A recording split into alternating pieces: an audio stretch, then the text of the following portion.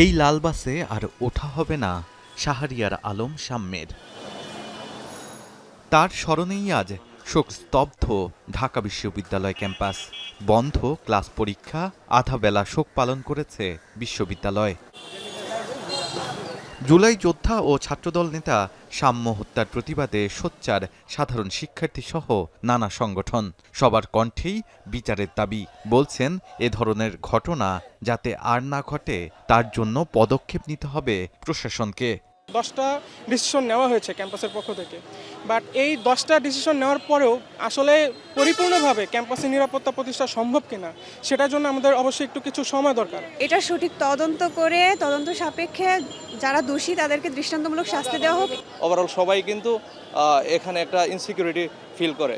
বৃহস্পতিবার দুপুরে সাম্যের হত্যাকারীদের দৃষ্টান্তমূলক শাস্তির দাবিতে ঢাকা বিশ্ববিদ্যালয়ের ভিসি চত্বরের সামনে স্লোগানে উত্তাল হয়ে ওঠে। এ সময় কালো ব্যাজ ধারণ করে অবস্থান কর্মসূচি পালন করে ছাত্রদল।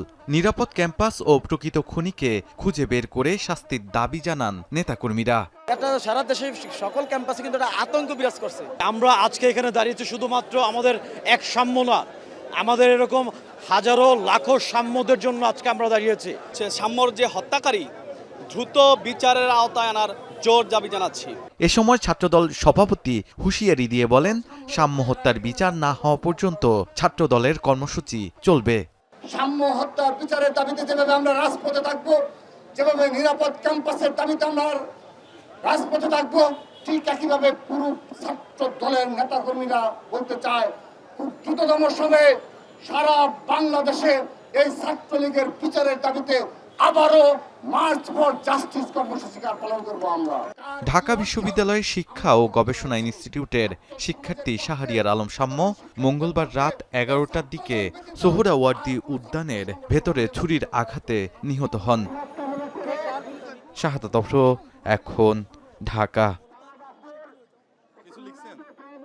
শাইনি চুলে এখন হবে সব হেয়ারস্টাইল। সিল্কোর দ্বিগুণ শাইনি চুল প্রতিদিন।